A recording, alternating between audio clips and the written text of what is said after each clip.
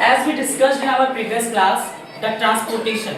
Transportation means various substances are always transported in our body, such as various substances कहने का मतलब है बहुत सारे substances, जैसे कि हम लोगों का वेस्ट मटेरियल ट्रांसपोर्ट होता है हमारे ऑल ओवर द बॉडी, हमारा न्यूट्रिएंट्स ट्रांसफर होता है ऑल ओवर द बॉडी, हमारा हॉर्मोन्स जो डिफरेंट ग्लैंड सिक्रीट करते हैं वो ट्रांसपोर्ट होता है ऑल ओवर द बॉडी। तो उस ट्रांसपोर्ट को करने के लिए हमारे बॉडी में एक स्पेशल सिस्टम होते हैं, उस सिस्टम का नाम है द सर्कुलेटरी सिस्टम। सर्कुलेटरी मतलब सभी जगह बॉडी में उसको सर्कुलेट करना। तो ये जो सर्कुलेटरी सिस्टम है, if we dive deeper into the circulatory system, we get to know that our circulatory system consists blood vessels and very important heart. If we talk about blood is a fluid connective tissue. ये एक connective tissue है जो हमारे body को connect करता है। ये fluid in nature के होते हैं। फ्लूइड कहने का मतलब है ये हमेशा फ्लो करते रहता है, और फ्लूइड कहने का मतलब जैसे वाटर हम लोग का फ्लूइड है वैसे ही ये ब्लड क्या है, फ्लूइड है, और ये कनेक्टिव टिश्यू है। इसमें अगर मैं उसके बाद अगर मैं ब्लड वेसल्स का बात करूं तो ब्लड वेसल्स एक ऐसा ट्यूब है जिसमें ये ब्लड फ्लो करता है। ये एक ऐसा ट्यूब है जिसमें ब्लड फ्लो कर रहा है, और इस ब्लड वेसल्स को तीन पार्ट्स में बांटा गया है, आर्टरी, वेन और capillaries. I will discuss it about later. Moving forward, उसके बाद हम लोगों का है हार्ट। हार्ट हम लोग का पंपिंग ऑर्गन है। पंपिंग ऑर्गन कहने का मतलब ये पंप करके हमारे बॉडी में हर एक जगह ब्लड को ट्रांसपोर्ट करने में हेल्प करता है। If we learn more about blood, we get to know that blood has two parts. First is plasma and the second one is corpuscles.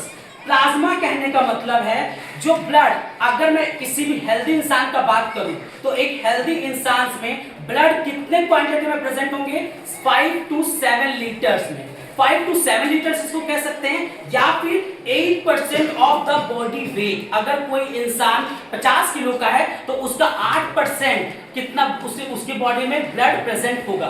तो ये ब्लड जो है ये दो भागों में है, एक प्लाज्मा और एक है कॉर्पसल्स। अब ब्लड की बात करें, जैसे हर एक हेल्दी इंसान में कितना ब्लड हो सकता है, 5 से 7 लीटर। तो 5 से 7 लीटर जो ब्लड है तो 7 लीटर का 55% प्लाज्मा होगा, 7 लीटर का 55% प्लाज्मा होगा और 45% होगा कॉर्पसल्स।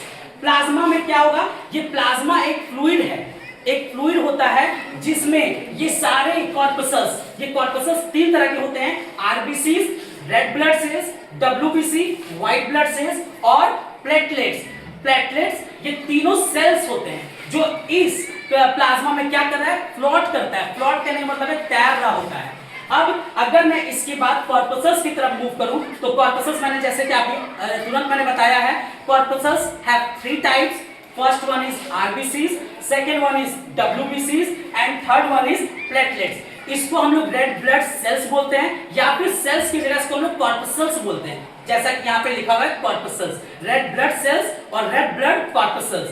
रेड ब्लड सेल्स में क्या होता है, ये एक सेल की तरह होता है जो हमारे प्लाज्मा में फ्लो कर रहा है। इसमें प्रेजेंट होता है हेमोग्लोबिन, इसमें प्रेजेंट होता है हेमोग्लोबिन, जिसकी वजह से ब्लड का कलर कैसा है, लाल। उसके बाद हम लोगों के पास है डब्ल्यूबीसी। डब्ल्यूबीसी का काम क्या है, जैसे अगर कोई भी फॉरेन पार्टिकल, कोई भी ऐसा, जैसे कि अभी हम लोग का लेटेस्ट अगर बात करें तो हम लोगों का कोरोना वायरस आया था, तो अगर कोई भी, ये कोरोना वायरस क्या है, ये एक फॉरेन पार्टिकल्स है, मतलब ये हमारी बॉडी को नहीं जानता है, ये कोई अनजान चीज है। तो जैसे ही हमारी बॉडी के अंदर जाएगा तो क्या होगा, इसके अगेंस्ट हमारा ये डब्ल्यूबीसी क्या करेगा, एक एंटीबॉडी बनाएगा। तो एंटीबॉडी बनाता है और फॉरेन पार्टिकल से लड़ने का क्षमता किसके पास है, डब्ल्यूबीसी का। अगर हमारे बॉडी में किसी तरह का जम्स चला जाता है तो उसको भी किल करने का काम कौन करता है, डब्ल्यूबीसी। अब लास्ट है, last but not least is platelets. हम लोगों के डे टू डे लाइफ में बहुत चीजों में इन्वॉल्व होते हैं। कभी भी अगर हमारे हाथों में कट लग जाते हैं तो देखना आप लोग ब्लड निकलने लगता है, तो वो कभी कभी वो क्या होता है, ब्लड निकलते निकलते वो ब्लड निकलना बंद हो जाता है। तो वो जो ब्लड क्लॉट कर रहा है, जो ब्लड रुक रहा है, वो किसकी वजह से हो रहा है, प्लेटलेट्स की वजह से। तो प्लेटलेट्स क्या कर रहा है, ब्लड क्लॉटिंग में हेल्प कर रहा है। मैं एक चीज और मेंशन करना चाहूंगा, आरबीसी का एक और फंक्शन है। जैसे आप लोगों को पता है, मैंने सबसे पहले क्या बोला है कि ट्रांसपोर्टेशन ऑफ वेरियस सब्सटेंसेस, तो वहां पे वेरियस सब्सटेंसेस का मतलब होता है गैसेस का भी ट्रांसपोर्टेशन हो रहा है। तो गैसेस में हम लोगों का कार्बन डाइऑक्साइड का भी ट्रांसपोर्टेशन हो रहा है और ऑक्सीजन का भी ट्रांसपोर्टेशन हो रहा है।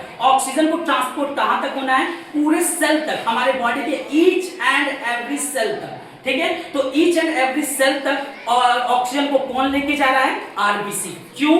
क्योंकि उसके पास है haemoglobin and haemoglobin has the ability to bind with oxygen. मतलब हेमोग्लोबिन के पास वो एबिलिटी है क्या वो ऑक्सीजन के साथ बाइंड होता है और वो हर एक सेल तक पहुंचाता है। क्यों? ताकि वहां पे सेलुलर ऑक्सीडेशन हो सके और उससे हम लोगों को एनर्जी रिलीज किया जा सके in the form of ATP. I hope the all scenario of this, that all the things that is written on the blackboard is clear to you all. Understood everyone? Yes, sir. Very good.